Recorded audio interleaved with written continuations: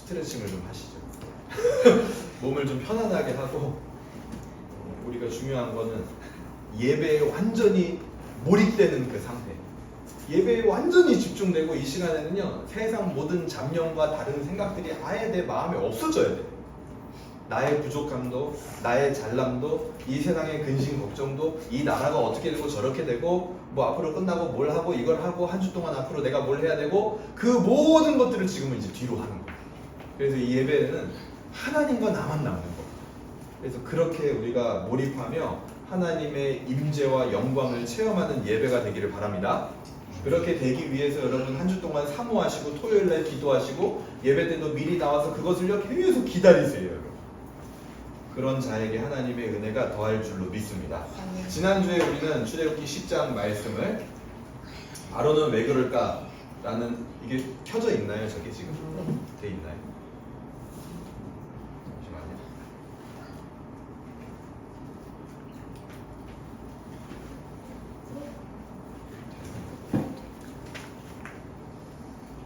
네, 바로는 왜 그럴까라는 제목으로 나누어 봤습니다. 바로가 완악해지는 그 원인, 그 근원에는 뭐가 있었죠? 왜 자꾸 바로는 완악해졌죠? 왜 그랬죠? 우리가 왜 그럴까라고 했을 때 그 이유가 딱 뭐였어요? 바로가 왜 그랬죠? 우상. 그 근원, 그 안에는 우상이 있었기 때문에 바로의 그런 완악해지는 모습들이 나와졌다라는 거예요. 한 주 동안 여러분 혹시 생각해 보셨나요? 어떻게 생각해 봐야 돼요, 우리가? 나는 왜 그럴까? 나는 왜 자꾸만 완악해지고, 나는 왜 자꾸만 똑같은 신앙의 패턴 안으로 들어갈까? 그거 역시 마찬가지입니다. 내 안에 있는 우상의 존재가 분명하게 있다라는 거예요. 그래서 내 안에 있는 우상을 깨닫고, 또 한편으로는 아직 그 우상의 흑암 가운데 있는 자들을 위해서 내가 옆에 있어주고 그들을 위해서 기도하는 한 주가 되셨나요? 이따가 소그룹 모임 할 때 한번 나눠보도록 하겠습니다.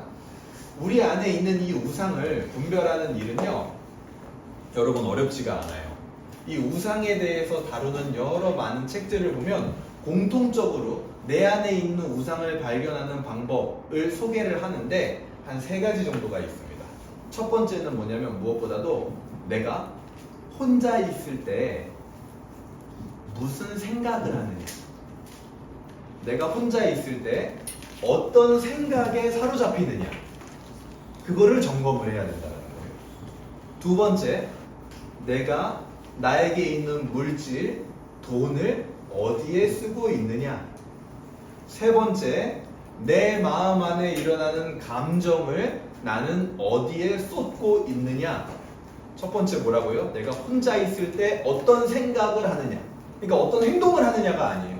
내가 혼자 있을 때 어떤 생각을 하느냐, 사로잡히느냐. 두 번째, 돈을 어디에 쓰느냐. 세 번째, 감정을 어디에 쏟느냐. 그거를 살펴보면 그 대상, 내가 혼자 있을 때 생각을 하는 그 대상, 그리고 내가 돈을 쓰는 대상, 내가 감정을 쏟는 그 대상이 나의 우상이 될 가능성이 매우 높다라고 얘기를 합니다. 중요한 건요, 우상의 대상이 되는 그것들을 미워하라는 것이냐? 아니에요. 왜냐하면 그것들은요 대부분 다 좋은 것들이기 때문이에요. 여러분 창세기 한번 생각해보죠. 아담과 하와에게 결정적인 걸림돌이 되었던 선악과, 나쁜 건가요? 선악과가 나쁜 거예요? 선악과는 나쁜 게 아니에요. 하나님과 인간 사이의 언약을 상징하는 아주 소중하고 귀한 거였습니다. 그렇죠? 선악과는 나쁜 게 아니에요. 근데 하지만 그 선악과가 언제 나쁜 것처럼 보이게 돼요? 우상이 되었을 때, 하나님의 말씀보다, 하나님보다도 더 높은 것이 되었을 때인 거예요. 우리 자녀들이요? 나쁜 존재가 아닙니다. 돈도요? 나쁜 게 아니에요. 내 여자친구, 남자친구, 남편과 아내도 나쁜 게 아닙니다. 근데 하지만 그게 언제 나쁜 것처럼 보여요? 하나님보다 그것이 더 위에 있게 될 때. 그렇기 때문에 그것들을 미워하는, 내가 우상이 될 만한 것들을 미워하는 게 포인트가 아니라, 뭐가 핵심 포인트냐? 우상을 배격할 때는 그리스도를 더 사랑하는 것. 그게 굉장히 중요한 지점입니다. 근데 하지만 이게요 여러분 이론으로 되질 않아요. 내 마음속에서 어느 정도 우상을 배격한 것 같지만 실상은 그러지 않은 경우가 굉장히 많습니다. 이것이야말로 이론이 아니라 실전이기 때문이에요, 여러분. 우상을 배격하는 거는 여러분 절대 이론이 아니에요. 실전입니다, 실전. 여러분, 우리 마음의 밑바닥을 내가 본 것 같으세요? 내가 신앙생활 하면서 여러분 그래도 신앙생활을 꽤 오래 하셨잖아요, 그렇죠? 저보다 신앙생활 더 오래 하신 분들도 여기 많을 거예요. 제 선배님이시죠. 근데 우리가 신앙생활을 오래 하면서 이제는 정말 내 마음의 밑바닥을 본 것 같아 라고 고백하실 때가 많이 있죠. 그렇게 생각하실 때가 있고, 근데요 여러분, 그 착각입니다. 우리는요 우리 마음의 밑바닥을 아직 보지 못했어요. 우리 마음의 밑바닥이라는 거는요 그렇게 쉽게 드러나지 않습니다. 왜요? 우리의 밑바닥이 끝이 없거든요. 그래서 우리 마음의 밑바닥을 걷어내고 그 안에 있는 우상을 끄집어내는 건 우리 평생에 걸려도 끝나지 않은 문제예요. 그래서 내가 어느 정도 우상을 배격한 것 같다? 그 말 자체가 우리가 우상의 올무에 걸려 넘어지게 하는 생각과 말이 됩니다. 평생이 걸리는 문제고 이건 실전이에요. 그래서 우리는 기도와 말씀과 예배를 통해서 어떻게 해야 되냐면 이제 이론이 아니라 예수 그리스도를 직접 만나야 돼요, 내가. 그렇지 않으면 우상의 문제는 해결이 안 됩니다. 이론이 아니라 우상을 치운 그곳에 그리스도의 사랑을 두기 위해서는 어떤 방법만 있을 수 있냐? 예수님과 내가 직접 만나는 방법밖에 없어요. 아무리 목사의 말을 통해서 내가 많은 성경 지식을 가졌다 한들, 내가 신앙의 많은 이론들을 섭렵했다 한들, 직접 예수 그리스도와 교제하지 않으면 우상을 치웠어요? 내 의지로? 거기에 다른 우상이 들어옵니다. 왜요? 인간의 마음 자체가 무언가 의지하려는 종교심이 있어요. 그래서 끊임없이 우상을 갈구합니다. 그래서 우리는 거기에 예수 그리스도의 사랑이라는 그 표대를 딱 꼽지 않으면 우리는 평생 동안 무언가를 우상 삼으면서 사는 존재에 불과하다라는 거예요. 여러분 어떠세요? 지난 한 주 동안 예수 그리스도와 교제하셨습니까? 여러분 그리스도와 교제하셨나요? 예수님과 교제하는 한 주가 되셨어요. 그 방법뿐입니다. 분명하게 기억하세요. 오늘은 제가 왜 이렇게 지난주 말씀을 오래 하냐? 오늘 짧아요, 본문이. 출애굽기 11장이요 10절까지밖에 없어요. 그래가지고 앞에 지난주 내용들을 좀 더 얘기를 했습니다. 오늘은 출애굽기 11장 말씀을 경고의 명함이라는 제목으로 한번 나누어 보려고 합니다. 우리 한번 따라해 보겠습니다. 경고의 명함. 경고의 명함. 한 번 더 따라해 볼까요? 옆에 사람 보고 한번 인사해 보겠습니다. 경고의 명함. 경고의 명함. 네. 우리 이 세상에 명함이라는 게 여러분 무슨 의미인지 아시죠? 밝고 어두운 거. 명과 암이 있다라고 얘기를 합니다. 미술에서 굉장히 중요한 요소죠. 그리고 철학에서도 의학에서도요 이렇게 얘기해요. 음과 양이라는 게 있다. 철학에서는 뭐라 그럽니까? 정과 반이라는 게 있다. 그래서 미술에서도 철학에서도 보이는 세계와 보이지 않는 세계를 탐구하는 학문에서도 사람의 본성이라는 게 양면의 조화를 추구하는 경향이 있다라는 게 분명하게 드러납니다. 그래서 실제로 우리가 신앙생활 할 때도 그런 거 있죠. 내가 교회 생활에 너무 많이 시간을 쏟고 매진을 했어. 그럼 반대로 내 가정에도 좀 가서 이제는 충성을 해야겠다. 혹은 내가 뭔가 신앙생활 하는 일에 봉사와 헌신하는 일에 시간을 너무 많이 쏟고 있다면 동시에 내 삶, 내 미래와 내 진로에도 그만큼의 노력을 해야 되는 거 아닌가 하는 생각이 불쑥불쑥 내 안에 들죠. 그래서 우리는요 항상 양면의 밸런스를 맞추는 그 본성이 우리 인간에게 있다라는 거예요. 그리고 그것이 맞아질 때 내 마음이 편안하고 안정감이 듭니다. 그게 조화가 일어날 때. 근데 제가 보니까요 그게요 뭐 우리의 삶이나 신앙, 철학, 미술 이런 데만 있는 게 아니라 음식에도 좀 있지 않아요? 네? 뭐 예를 들어서 단짠 단짠 밸런스를 맞추고 싶어 한단 말이에요. 그리고 뭔가 매운 거를 먹으면 아이스 아메리카노나 아니면 디저트 같은 게 막 생각이 난단 말이에요. 그러니까 우리 본성 안에 분명해요. 무언가 양면의 조화, 밸런스를 맞추고 싶어 하는 욕구가 있다라는 거예요. 여러분 색깔도 그렇죠. 옷 잘 입는 사람들의 특징이 뭡니까? 색깔을 잘 맞춰요. 근데 옷을 저처럼 잘 못 입는 사람들의 특징은 뭐예요? 색깔을 잘 못 맞추고 이거저거 그냥 화려한 색깔들이 막 들어가 있게 그냥 막 입고 다니는 거예요.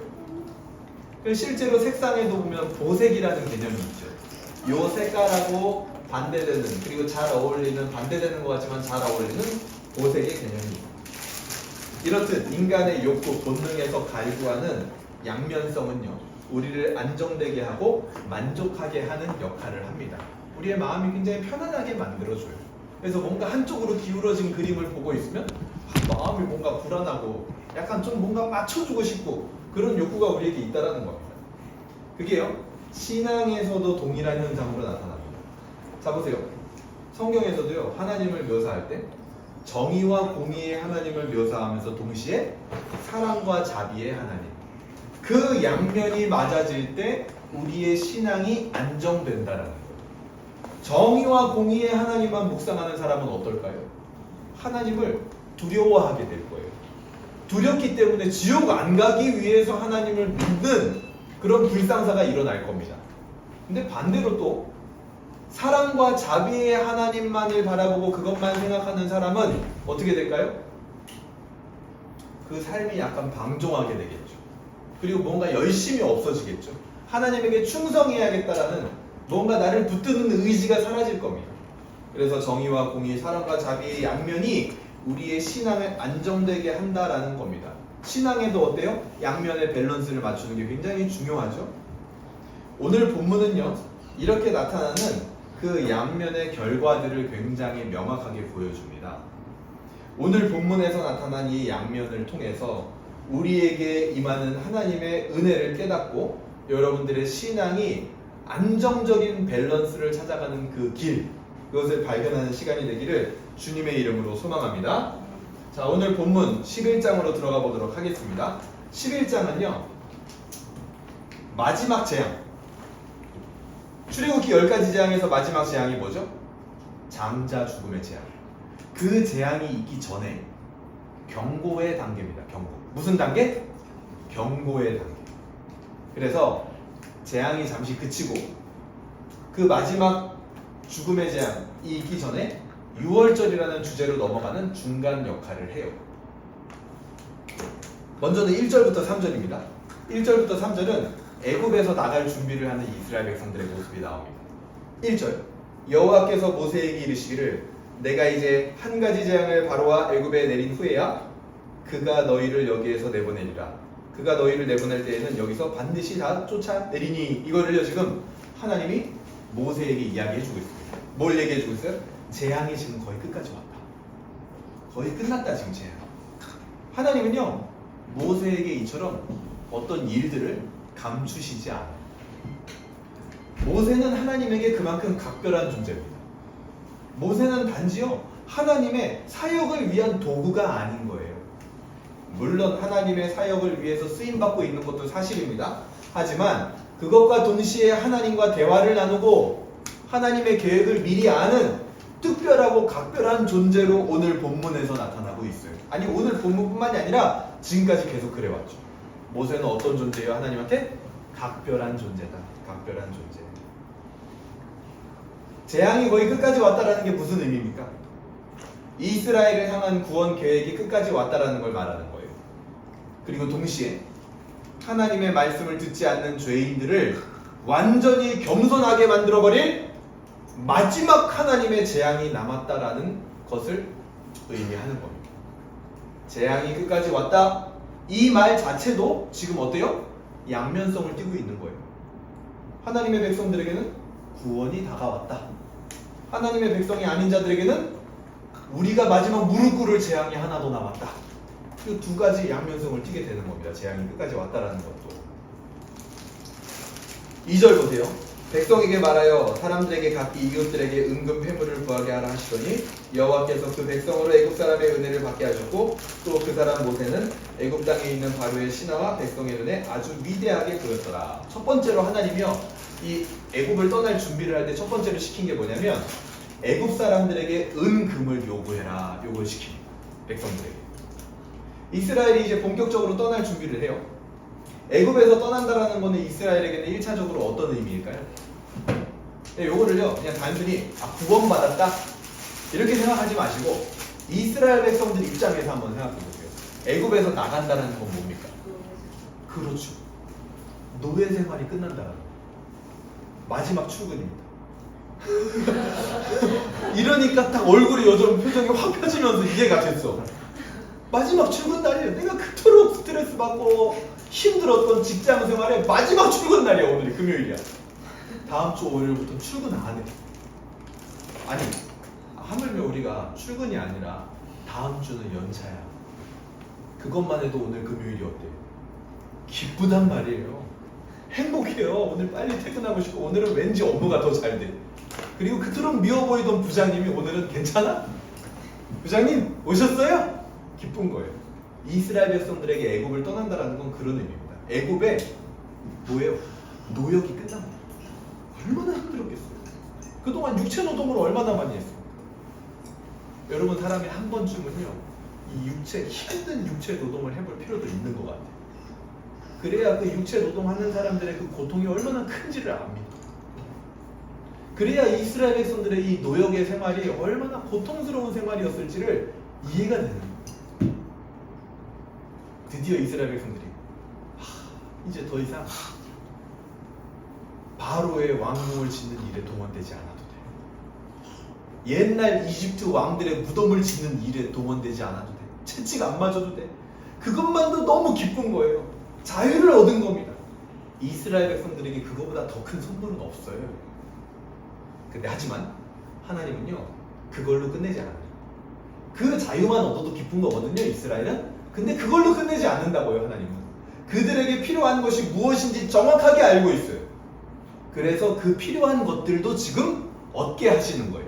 그래서 애굽 사람에게 가서 은과 금을 너희가 구해라. 지금까지 이 10가지 재앙이 지나오면서 9가지죠. 9가지 재앙이 지나오면서 이스라엘 백성들이 어땠어요? 그냥 그들은 침묵했습니다. 조용히 있었어요. 침묵하며 하나님의 능력을 기다린 자들에 대한 보상도 하나님이 해주신다라는 거예요.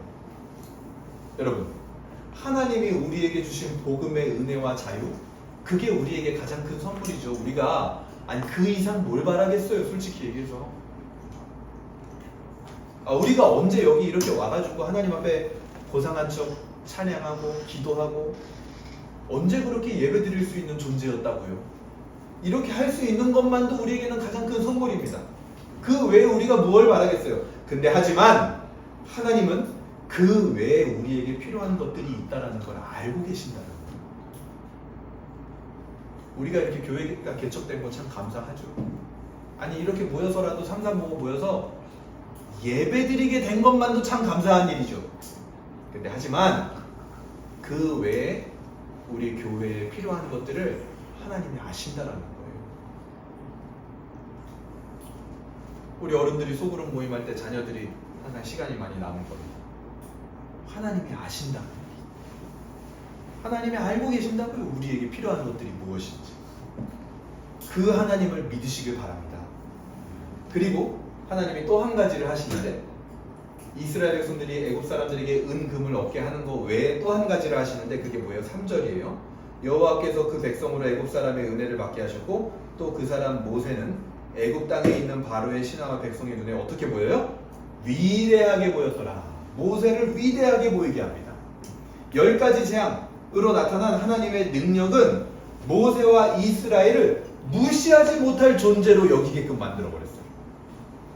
하나님이 이스라엘을 얼마나 사랑하시는지 애굽 앞에서 보여줘 버린 겁니다. 압제자들이었던 자들로부터 위대하게 보여지는 날이 온다라는 거예요. 이것도 하나님이 이스라엘에게 그들이 얻은 너무 놀라운 그 자유 외에 필요한 것들을 더해주시는 은혜 중에 하나예요. 모세를 위대하게 보이게 해주셨어요. 아니 모세는요 사실은 그 위대하게 보이는 거 필요 없을지도 몰라요. 그냥 얻은 자유만도 감사해요. 근데요 하나님은요 거기서 더해주셔요. 어떻게? 위대하게 보여요. 은금을 주신 것과 위대해 보이는 것을 이스라엘은 하나님의 자유와 함께 얻게 되었습니다. 이것은 이미 하나님께서 10가지 재앙이 시작되기 전부터 약속한 거였어요. 내가 애굽 사람에게 은금을 얻어서 너희가 나가게 할 것이다. 이미 출애굽기 3장 4장이 다 나온 거예요. 내가 모세 너를 바로 앞에서 하나님과 같이 보이게 할 것이다. 이것도 출애굽기 3장 4장에 이미 다 하나님이 말씀하신 겁니다. 그러니까요, 지금 하나님의 말씀이 성취될 거거든요. 성취되고 있는 거거든요. 하나님의 말씀이 성취된다라는 거, 이스라엘에게는 어떤 걸까요? 굉장히 기쁜 것이고 기다려지는 거예요. 이야, 진짜 하나님의 말씀대로 우리가 은금을 얻어서 나가게 되네. 이야, 정말 하나님의 말씀대로 모세가 하나님처럼 여겨지게 되네. 하나님의 말씀이 성취된다라는 것을 이스라엘 백성들은 매우 기다리게 될 거라는 거예요. 그리고 나서 4절부터 8절까지는 재앙에 대한 경고를 하나님이 보내세요. 4절 보세요. 모세가 바로에게 이르되 여호와께서 이와 같이 말씀하시기를 밤중에 내가 애굽에게로 들어가리니. 이제는요, 바로한테요, 이스라엘 백성들을 내보내야 된다라는 말도 없어요. 그냥 재앙이 나타날 것이다 라고 경고를 바로 해버립니다. 5절 보세요. 애굽 땅에 있는 모든 처음 난 것은 왕 위에 앉아있는 바로의 장자로부터 맷돌 뒤에 있는 몸종의 장자와 모든 가축의 처음 난 것까지 죽으리니. 하나님은요, 이스라엘을 출애굽기 4장에 보면 내 장자다 이렇게 부르셨어요. 하나님의 장자를 내보내지 않으면 바로의 장자를 데려갈 것이다 라고 하나님은요 이미 말씀을 하셨습니다. 출애굽기 3장 4장에서 다 얘기했어요. 그 말씀이 이제 곧 실현될 거라는 거죠. 장자들을 데려가는 그 일은요, 이전에 하나님이 하시기 전에 바로가 먼저 했던 일이에요. 언제요? 바로가요, 그 히브리인들의 아기가 태어날 때 그 아기들을 막 다 죽였었잖아요. 하나님은요 그 일을 잊지 않는 거예요. 어쩌면 10번째 재앙에 와서야 바로의 장자를 데려간다는 거, 그거 자체가 뭐냐? 하나님이 오래 참으시고 계시다. 하나님의 진노를 바라지 않고 천천히 할 수 있도록 자비를 베풀어 주신 겁니다. 근데 이제 하나님의 진노가 임하는 날만 남았다는 거죠. 6절 보세요. 같이 읽어볼까요? 6절 시작. 애굽 온 땅에 전무후무한 큰 부르짖음이 있으리라. 자, 보세요. 여기서 하나 또 정리하고 갑니다. 말씀이 성취된다라는 거, 이스라엘 백성들에게는 은금을 얻고 모세가 위대해 보이는 거, 그걸로 나타났어요. 그래서 말씀이 성취되는 걸 기다리겠죠. 근데 하지만 바로와 애굽에게는 어떻게 나타납니까? 장자가 죽는 거예요. 끔찍한 일로, 하나님의 진노를 만나는 일로 말씀이 성취된다라는 게 그들에게는 그런 의미가 되는 거예요. 자, 보세요. 말씀이 성취된다라는 거 하나도 이스라엘과 애굽에는 양면성으로 완전히 다르게 나타나는 거예요. 7절 보세요. 그러나 이스라엘 자손에게는 사람에게나 짐승에게나 개 한 마리도 그 혀를 움직이지 아니하리니 여호와께서 애굽 사람과 이스라엘 사이를 구별하는 줄을 너희가 알리라 하셨나니. 여기서 재밌는 표현이 나와요. 개 한 마리도 혀를 막 움직이지 않는데요. 그게 뭔 의미일까요? 개가요, 이스라엘 사람에게는 개 한 마리도 혀를 움직이지 않을 거야. 이게 뭐냐면요, 어떤 개도 이스라엘 백성들을 향해서 으르렁 거리지 않을 것이다 라는 의미예요. 그 말인즉슨 이스라엘 백성들은 개한테도 위협을 당하지 않을 거다, 그 정도로 보호될 거다 라는 의미입니다. 10번째 재앙에서 이스라엘을 구별하셨다라는 것이 하나님의 말뿐만 아니라 이제 실제로 드러날 거라는 거예요. 이스라엘 백성들을 딱 구별해가지고 이스라엘 백성들에게는 전혀 죽음이 임하지 않아요.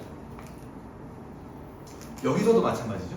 10번째 재앙이라는 같은 일을 애굽과 이스라엘은 똑같이 겪을 거예요. 근데 하지만 다르게 해석되고 다르게 적용이 됩니다. 왜 그럴까요? 하나님이 그들을 구별하고 있기 때문이에요. 이스라엘 백성들을. 우리도 마찬가지죠. 왜 같은 일이 다르게 해석되고 다르게 적용이 됩니까? 하나님의 구별하심이 임하고 있는 거예요. 우리 관점에서부터. 여러분, 그게요, 우리 스스로 한 것 같아요? 아니요, 그렇지 않아요. 하나님의 구별하심이 있어야만 한 가지 일에 대하여 다른 관점으로 해석을 할 수 있는 겁니다. 여러분, 지금도 그런 일이 일어나고 있어요. 우리 주변에. 여러분, 지난 한두 주만도 생각해 보세요. 어떤 한 가지 일이 일어났어요? 근데 그 일이요, 누구에게는 이렇게 보이고 누구에게는 이렇게 보입니다. 다른 관점으로. 근데 왜 그것이 믿음으로 해석이 되냐고요. 내 능력이 아니라 하나님의 구별하심이 지금 나에게 임하고 있기 때문에 나는 그게 믿음으로 해석이 되어지고 있는 거예요. 여러분, 어때요? 지금 행복하고 즐겁나요? 좋아요? 이렇게 예배 드리고 교회에 나오고 하는 게 좋아요? 이거 좋으면 약간 정신 나간 거죠. 어떤 사람에게는 그럴 수도 있어요. 야, 이게 무슨 교회야? 이렇게 모여가지고 좁은데 냄새나고 막 바글바글하고 제대로 뭔가 갖춰진 것도 없이 예배를 드리는데, 누군가에게는 그것이 정신 나간 것이고 누군가에게는 그것이 덜 갖추어진 것이고 불편한 것으로 여겨질 수도 있겠지만, 누군가에게는 그게 행복이고 즐거움으로 다가올 수도 있다. 그게 내 힘으로 한 거냐? 내 힘으로 그게 행복하고 즐거워진 거냐? 아니요. 하나님의 구별하심이 여러분에게 임하고 있기 때문에 그렇게 여겨지는 줄로 믿으시길 바랍니다. 이런 하나님의 구별하심은 이스라엘이 어떤 특별한 가치가 있어서 하나님이 구별하심이 그들에게 임한 건 아니에요. 이 구별은요, 하나님의 변함없는 언약적 사랑에 기초한 것으로 이스라엘에게 임하고 있는 거예요. 이스라엘이 대단하기 때문에 그런 구별하심이 임한 게 아니라는 거예요. 그냥 하나님이 일방적으로 언약적 사랑을 그들에게 보여주고 있는 겁니다. 신명기 우리 7장 한번 찾아볼까요? 신명기. 이 말씀을 한번 찾아보면 좋겠어요. 신명기 7장 다 같이 펴볼게요. 신명기 7장 6절에서 11절. 자, 제가 한번 읽어드리겠습니다. 신명기 7장 6절에서 11절입니다. 너는 여호와 내 하나님의 손민이라. 내 하나님 여호와께서 지상 만민 중에서 너를 자기 기업의 백성으로 택하셨나니, 여호와께서 너희를 기뻐하시고 너희를 택하시면 너희가 다른 민족보다 수요가 많기 때문이 아니니라. 너희는 오히려 모든 민족 중에서 가장 적으니라. 여호와께서 다만 너희를 사랑하심으로 말미암아 또는 너희 조상들에게 하신 맹세를 지키려 하심으로 말미암아 자기의 권능의 손으로 너희를 인도하여 내시되 너희를 그 종되었던 집에서 애굽왕 바로의 손에서 속량하셨나니. 이렇게 나오죠. 왜 하나님이 속량했고 왜 구별했대요? 너희가 뭐 많아서? 너희가 능력 있어서? 그게 아니에요. 그냥 너희를 사랑해서, 너희 조상들에게 했던 언약 때문에 그 구별하심이 오늘 이스라엘 백성들에게 그리고 우리에게 임하고 있는 겁니다, 여러분. 자, 반대로 생각해보죠. 이 좋은 구별하심, 이 정말 은혜의 구별하심이 우리에게 임하고 있잖아요. 근데 하나님의 반대편에 있는 자들에게는 그 구별하심이 어떻게 느껴질까요? 굉장히 무서운 구별하심인 거예요. 보세요. 어떤 사람이 너무 좋은 환경을 가지고 있어요. 너무 좋은 예배당을 가지고 있어요. 너무 좋은 시설을 가지고 있어요. 너무 아이들 키우기에 좋은 집을 가지고 있어요. 그런데 하나님의 구별하심이 없다면 그 모든 것들도 하나님의 진노처럼 느껴질 겁니다. 전혀 그 가운데서 행복과 만족, 다르게 보여지는 관점이 그에게 없을 거예요. 그러니 어떨까요? 스트레스와 압박 속에서, 그리고 인본주의적으로 모든 일들을 해석해가며 살아가게 될 겁니다. 여러분, 진짜예요. 지금도 제가 운전을 하고 가면서 길가에 있는 수많은 교회들을 봅니다. 그러면서 교회 건물들이 멋지게 세워져 있는 걸 보면서 교회 벽마다 창문마다 멋진 장식품들과 무늬가 있는 걸 봐요. 그거 보면서 어떤 생각을 했냐면요, 저 장식품 하나 떼면 우리 예배 공간 가격 정도 되겠다. 그런 생각이 딱 들더라고요. 그런데요, 그 좋은 시설 안에 있어도 불평과 불만을 가진 채로 하나님을 만나지 못하는 사람도 있을 겁니다. 그에게는 하나님의 구별하심이 굉장히 고통스러운 일이 되는 거예요. 인본주의적으로 해석하면 살아가게 되는 거죠. 행복하지 않은 거예요. 하나님의 구별이 임하지 않은 곳은요, 그냥 어두워요. 아무리 좋은 환경이 있어도요. 이처럼 하나님의 구별이라는 것도 이스라엘 백성들과 애굽에게 완전히 상반되게 나타납니다. 하나님의 구별이 이스라엘에게는 너무 좋은 거예요. 밝은 거예요. 근데 애굽에게는요, 너무 끔찍하고 어두운 게 되는 거예요. 8절 보세요. 11장 8절. 왕이 이 모든 신하가 내게 내려와 내게 절하며 이르기를 너와 너를 따르는 온 백성은 나가라 한 후에야 내가 나가리라 하고 심히 노하여 바로에게서 나옵니다. 이제는 모세가 부탁하지 않아요. 오히려 누가 부탁해요? 왕의 신하들이 와서 모세에게 부탁을 할 거래요. 나가달라 제발. 예전에는 모세가 부탁했죠. 나가게 해달라. 이제는 전세가 역전이 된 겁니다. 완전히 역전이 일어나게 하는 게 마지막 재앙의 힘이에요. 마지막 재앙이 임하면요 역전이 임하지 않을 수가 없어요. 우리도요 그때를 기다리는 거예요. 이런 역전이 일어나는 사건들이요 성경에는 몇몇 군데 소개가 됩니다. 가장 첫 번째 역전이 일어나는 사건이 뭐냐면 예수 그리스도의 탄생이에요. 예수 그리스도의 탄생으로 말미암아 이미 영적인 세계의 전세는 완전히 역전됐습니다. 믿으십니까? 그리고 제자들에게 또 한 번 역전이 일어나는데 그게 무슨 사건이냐면 바로 성령의 강림입니다. 그때 역전이 일어나요. 완전히. 이제는 아무것도 아니었던 배신자에 불과했던 제자들이 성령의 강림을 경험하고 나서 예수님의 진정한 제자, 순교의 자리에 가기까지 성숙하게 되는 역전이 일어납니다. 우리가 그 부분을 사모해야겠죠? 성령의 임재와 충만함, 그걸 우리도 사모해야 됩니다. 그런데 마지막 사건이 하나 더 있어요. 지금까지 얘기했던 거. 자, 예수님의 탄생, 성령의 강림, 그거보다 더 큰 게 하나 남아있어요. 뭘까요? 비밀입니다. 엄청난 게 하나 남아있다고요. 그게 뭐냐? 여기서 나오는 마지막 재앙 같은 일이에요. 그게 딱 나타나죠? 무릎 꿇지 않을 수 있는 사람이 없어요. 완전한 역전이 일어나 버립니다. 이제 그 일을 우리가 기다려야 된다. 모세는요 오늘 본문에서 이 얘기를 딱 하고 바로에게 분노하면서 딱 퇴장을 합니다. 지난주에 10장 마지막에 보면요 바로가 모세에게 분노했었어요. 뭐라 그랬어요? 이 흑암이 끝나면 보자. 네가 내 얼굴을 보면 너 죽으리라 막 이렇게 화를 냈죠. 근데 하지만 오늘은 모세가 바로에게 분노를 합니다. 저는 이걸 보면서 모세가 왜 이렇게 화가 났을까 생각을 했어요. 여러분 모세가 왜 화가 났을까요? 왜 이렇게 몹시 막 분노했을까요?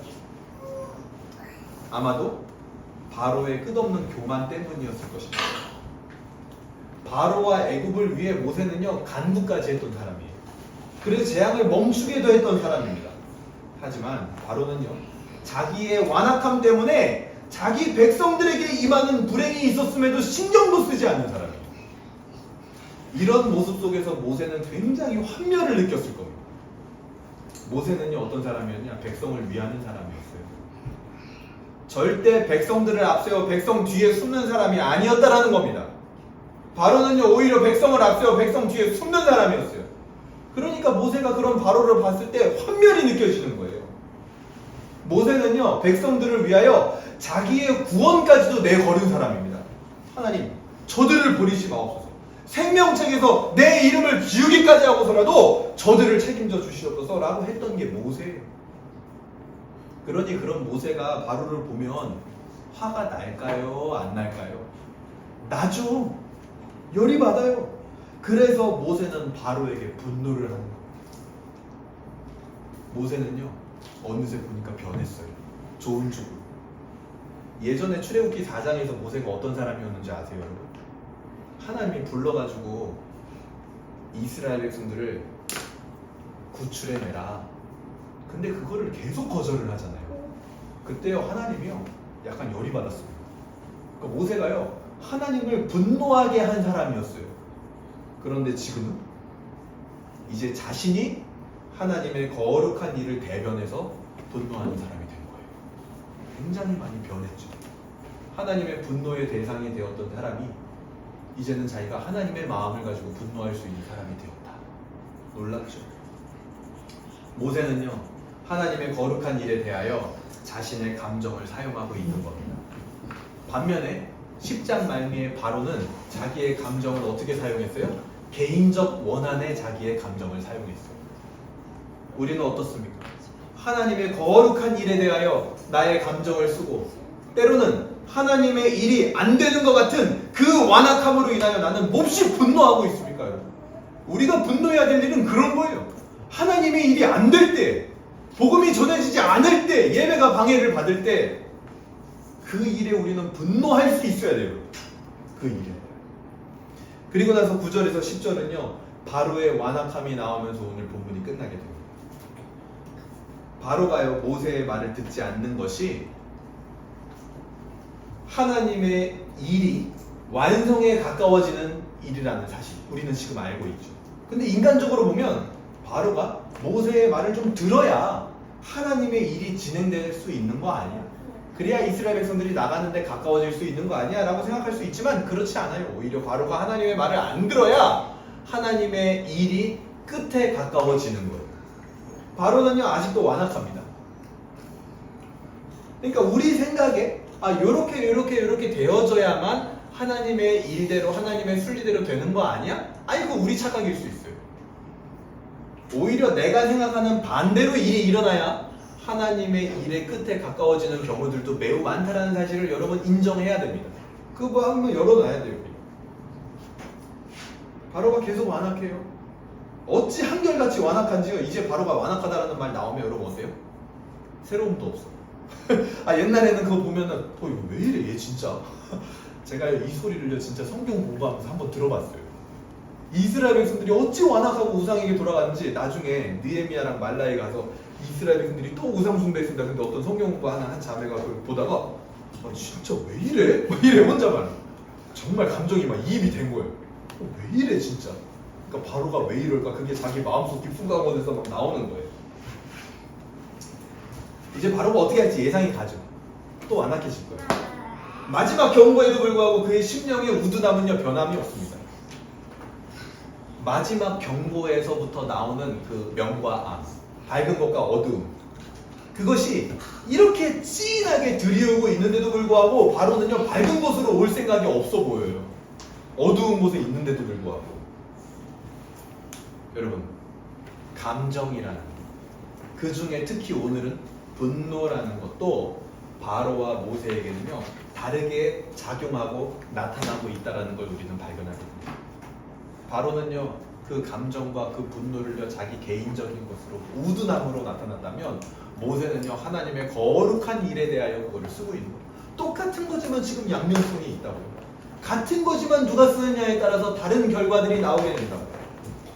오늘 본문은 우리에게 계속해서 같은 현상의 양면성을 보여주면서 질문을 하고 있는 거예요. 인간의 감정도, 하나님의 구별도, 재앙도, 말씀의 성취도 분명한 명암이 있었습니다. 그리고 어떤 자들은 밝은 곳에 있었고요, 어떤 자들은 여전히 어두운 곳에 있었습니다. 이 모든 명암이 나타나는 중 모세와 이스라엘 백성들은 여러분 무엇을 했습니까? 그들은 아무것도 하지 않았어요. 아니, 할 수 없었습니다. 자신들의 선택이 어떤 결과를 가져올지, 자기들이 어떤 편에 서게 될지, 지금 내 감정이 어떤 류의 감정인지, 말씀의 성취가 내게 어떤 식으로 임하게 될지 이스라엘은 알 수 없었고 선택할 수도 없었던 일이에요. 그들이 의도적으로 계획하고 그 결과를 도출해낼 수 있었던 것은 아무것도 없습니다. 이 10가지 재앙 중에. 로마서 11장 8절 한번 찾아보겠습니다. 로마서 11장 8절 한번 같이 읽어볼까요? 로마서 11장 롬 11 그리고 8 같이 읽겠습니다. 시작. 기록된 바 하나님이 오늘까지 그들에게 혼미한 심령과 보지 못할 눈과 듣지 못할 귀를 주셨다 함과 같으니라. 자, 하나님이 이렇게 하시기로 마음 먹으면요 그것을 벗어날 수 있는 존재는 아무도 없습니다. 누가 그것을 벗어날 수 있겠어요? 하나님이 혼미하게 하시는데, 하나님이 우둔하게 하시는데 그거를 누가 벗어날 수 있어요? 아무도 그럴 수 있는 존재는 없습니다. 그거는 우리에게도 동일합니다. 우리의 삶의 모든 요소의 명과 암을 우리는 다 모릅니다. 어디가 밝은 거고 어디가 어두운 선택인지 우리는 몰라요. 내 선택이 어떤 결과를 가져올지, 이 사건이 나에게 훈련인지 유혹인지, 내가 발산하는 감정이 정의로운 감정인지 아니면 사사로운 분노인지, 하나님의 말씀이 성취가 된다라는 것이 내게 채찍이 될지 은혜로 임할지 여러분 다 알아요? 몰라요. 우리는 항상 헷갈립니다. 인간적 본능에 의해서 우리는 끝없이 양면의 밸런스를 나름대로 맞추려고 노력을 하지만 어느 쪽으로 기울었는지조차 알지 못하기 때문에 어느 쪽에 무게를 실어야 하는지조차 우리는 모르고 있기 때문에 우리는 평생을 살아도 영영 양면의 균형을 균일하게 충족시키거나 맞추지 못하는 그런 불완전한 상태로 살아간다는 겁니다. 그게 현실이고 우리 인간의 한계입니다. 우리가 아무리 뭔가 딱 맞춰서 해보려고 해도요 안 돼요. 그렇게 할 수가 없어요. 당장의 결과가 어떻게 나타날지 우리는 한치 앞도 예측할 수 없거든요. 자녀를 키우는 분들 생각해 보세요. 이 자녀에게 내가 이렇게 하면 얘가 이렇게 되겠지? 기대하는 마음은 있지만 100% 장담합니까? 확실해요? 우리는 몰라요. 나는 좋으리라고 한 그것이 나중에 엉뚱한 결과를 낳을 수도 있는 거예요. 근데 나는 생각지도 않았던 것이 나중에 좋은 결과를 가져오기도 합니다. 모든 것이 우리의 예측을 벗어나 있는 거예요. 그렇기 때문에 우리가요 양면성의 균형을 맞출 수가 없다고요. 어느 쪽으로 기울었는지조차도 우리는 눈치도 못 채요.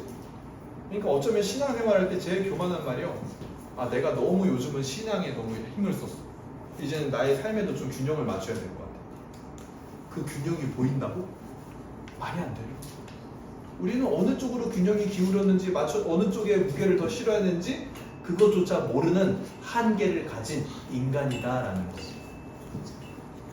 그렇기 때문에 우리의 삶이요 날마다 불만족에 거할 수밖에 없어요. 왜요? 균형은 맞추고 싶어. 그런 본성은 있어. 근데 내가 맞출 수 없어 내 힘으로. 그래서 불만족에 거하는 거예요 인간이라는 것 자체가. 그러니까 세상 사람들도 무슨 말이 나와요 자꾸만? 워라벨 이런 말이 나옵니다. 일하는 것과 삶의 균형을 뭔가 막 맞추고 싶은 거예요. 그런 욕구는 있어요. 근데 그렇게 해가지고 이제 직장을 빨리 퇴직하고 내 인생을 즐겨. 그런데 왜 자꾸만 우울증은 더 많아지냐고. 근데 왜 자꾸만 공황장애 같은 정신병은 왜 자꾸 더 많아지냐고요. 행복해야지. 균형이 안 맞춰지고 있는 거예요 지금. 그 현실과 한계를 인정하는 것. 그것이 매우 중요합니다. 왜? 그때 그 한계를 인정할 그때가 비로소 하나님의 구원에 대하여 이 마지막 재앙에 대하여 묵상하고 접근할 준비가 되었다라는 신호거든요. 아, 내가 균형을 맞출 수 없군요. 내가 양면성 어디가 밝은 곳이고 어디가 어두운 곳인지 내가 이스라엘처럼 내가 바로처럼 어떻게 행해야 되는지 전혀 나는 알 수 없는 존재군요. 그거를 깨달아야만 마지막 재앙에 접근할 준비가 되는 거예요. 오늘 본문을 다시 한번 되짚어 보겠습니다. 이제 곧 일어날 하나님의 출애굽 구원의 역사는 반드시 무엇을 통과하고 나서야 구원의 역사가 일어나요? 오늘 계속 얘기한 게 뭐예요? 장자의 죽음이라는 재앙. 이 마지막 재앙을 통과하고 나서야 구원의 역사가 일어나는 거잖아요. 지금 오늘 이 9번째 재앙이 지나고 10번째 재앙이 전까지 많은 죽음들이 지금까지도 있었습니다. 애굽의 장자들의 죽음이 있기 전에 먼저 히브리 아기들의 죽음이 있었고요. 그리고 그 수많은 우박 재앙과 메뚜기 재앙 중에 죽은 가축과 사람들도 많이 있었어요. 그러니까 하나님의 구원이라는 거는 그만큼 값비싼 대가를 통과해서 일어나는 거라는 거예요. 여러분 여쭤볼게요. 여러분이 하고 싶은 일이 많죠, 마음에? 이런 거 하고 싶고 저런 거 하고 싶고 그런 거 있을 겁니다. 그쵸? 다 있으시죠? 근데 그 중에 장자의 죽음. 여러분 자식을 내어주고서까지라도 하고 싶은 일이 혹시 있나요? 내 자식을 죽여서 혹은 내어주고 그거를 맞바꿔가지고 하고 싶은 일이 혹시 있어요? 있어요? 있으세요? 아니 하물며 우리가 생각해보자고요. 아니, 교회를 세우는 일 거룩하고 같이 있죠. 근데요 여러분은 그거를 내 자식을 죽이고 맞바꿔가지고 하고 싶은 일이에요? 어때요? 어떻게 느껴지세요? 대답하기 굉장히 어렵죠. 근데요, 하나님에게는 있습니다. 그런 일. 바로 그게 뭡니까? 언약 백성을 구원하는 일이 하나님에게는 그 일이. 내 자식을 죽여서까지라도, 내 자식하고 맞바꿔서까지라도 하고 싶은 일, 그게 하나님에게도 있다고요. 뭐요? 구원하는 일. 자기의 백성을 구원하는 일. 고대 근동에서요, 장자는요, 집안을 대표해서 모든 책임을 지는 존재입니다. 자기 개인의 잘못뿐만 아니라 집안 전체의 잘못을 자신이 책임져야 하는 거예요. 그래서 항상 무거운 짐을 지고 살아갑니다. 그래서 장자에게 두 몫을 유산으로 주는 게 나쁜 일이 아니에요. 잘못된 일이 아니에요. 형평성에 어긋나는 일이 아닙니다. 장자의 짐이 얼마나 무거운데요. 집안의 모든 잘못을 자기가 책임져야 된다니까요. 그래서요, 아브라함에게 하나님이요, 네 사랑하는 독자 이삭을 바쳐라 라고 했죠. 근데 그때 아브라함이 무슨 말을 해요? 안 해요? 안 해요. 별말이 없어요. 그쵸? 별말이 없는 이유가 이런 배경이 있는 거예요. 아브라함은요, 자기 스스로 자기 집안의 배경을 잘 알고 있어요. 어떤 배경이 있어요? 자기 아버지 데라가요, 우상을 만드는 사람이었습니다. 그것에 대한 책임을 드디어 물으시는 때가 왔구나 이거예요. 그걸 누가 책임져야 돼요? 이삭이 책임져야 돼요. 장자이기 때문에. 장자의 짐은 그만큼 무거워요. 만약에 아브라함에게 네 아내 사례를 바쳐라 이랬으면 아브라함이 질문했을 거예요. 왜 그래요? 이게 무슨 일이지? 근데 이삭을 바쳐라? 이거는 당시 고대 근동에서 당연한 일이에요. 왜? 이삭이 책임져야 되는 일이거든요. 집안의 모든 일에 대하여. 하지만 우리가 알다시피 하나님께서는 이삭에게로부터 장자의 책임을 받지 않으셨습니다. 바로 옆에 있는 하나님께서 준비하신 양으로 그 책임을 받으셨어요. 그 양이 보여주는 게 뭡니까? 이삭의 장자의 짐을 대신 떠안아 주시는 예수 그리스도를 보여주고 있는 거죠. 우리의 구원 역시 장자 죽음의 재앙, 장자의 책임이라는 아픔을 지나고 나서야 이루어진 겁니다. 하나님에게 자식을 죽여가면서까지 이루고 싶었던 것이 뭡니까? 바로 우리를 향한 구원이라는 거예요. 그래서 예수 그리스도께서 모든 짐을 떠안음으로 우리도 이스라엘처럼 이 세상의 우상과 죄의 짐으로부터 해방이 되는 거예요. 이스라엘에게 모든 하나님의 재앙과 말씀의 성취와 구별하심이 밝은 빛으로 다가오는 이유가 뭐였어요?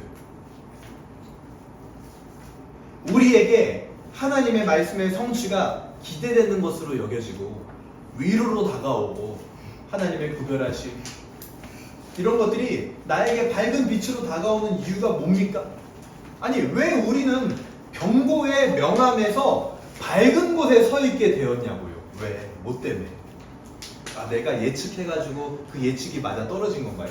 내가 선택을 잘해서 그렇게 나는 영민하고 지혜로운 사람이고 전략을 잘 짠 사람이어서 밝은 곳에 있게 된 건가요?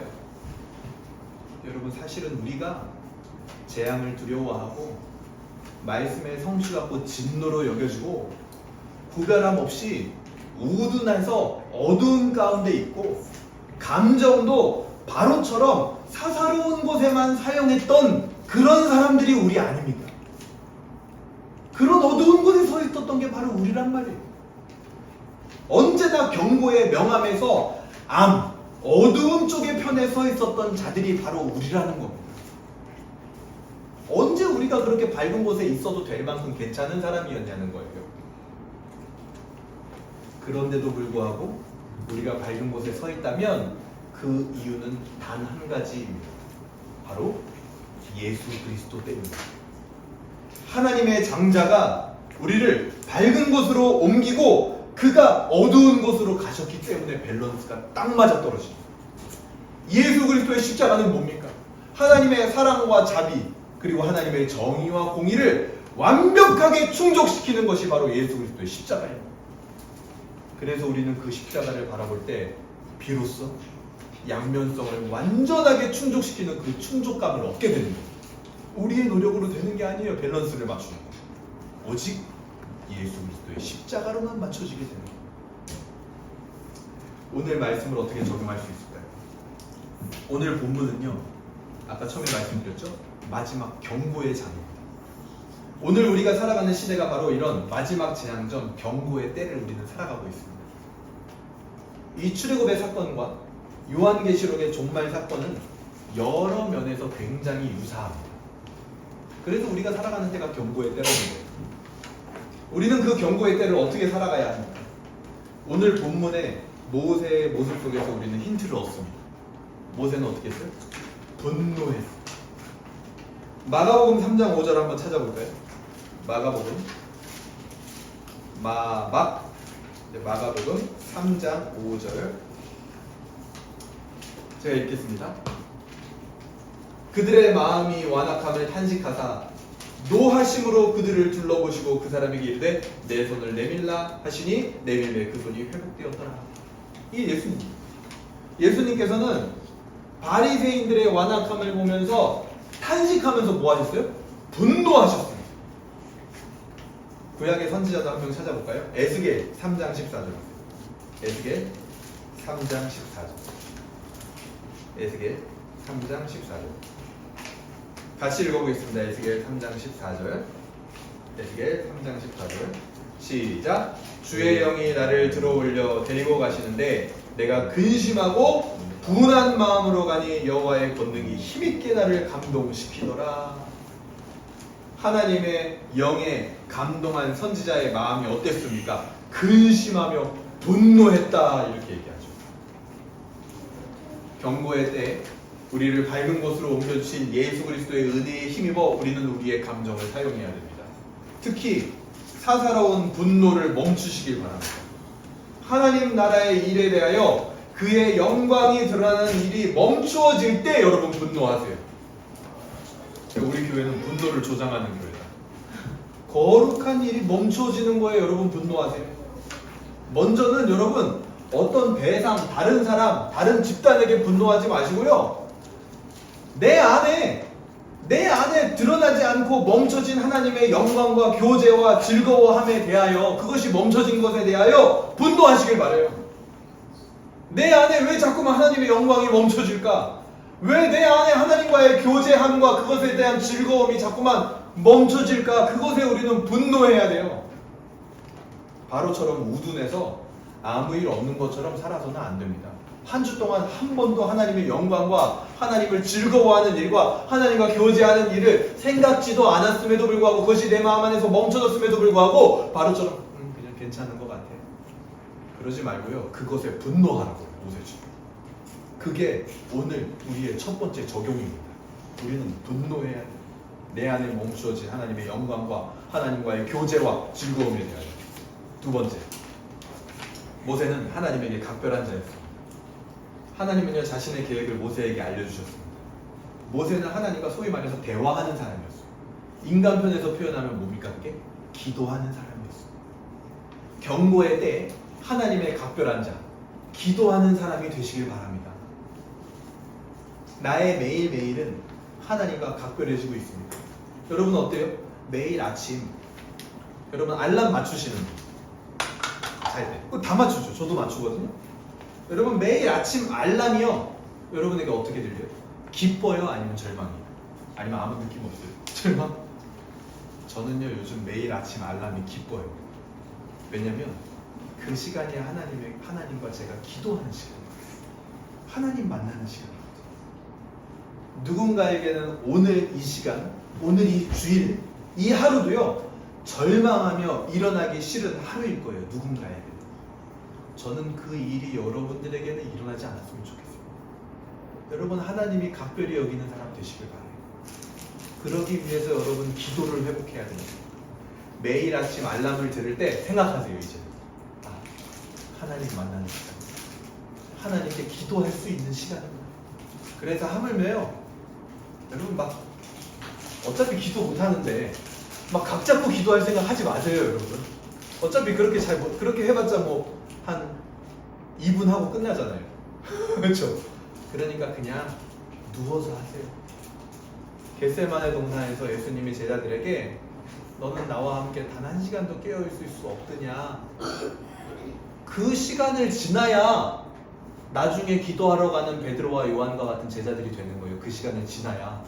그거 없이 내가 한 방에 기도하는 사람 되겠다?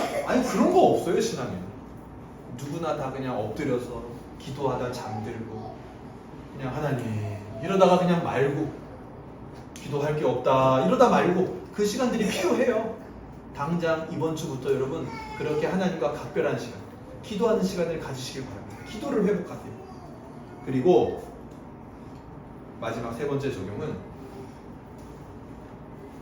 오늘 아침도 그렇게 절망으로 일어나기 싫어하는 자들이 있다는 걸 기억하시면서 그런 모든 자들을 이 경고의 때에 밝은 곳으로 부르시는 하나님의 각별한 손길, 그게 바로 여러분이 되시길 바랍니다.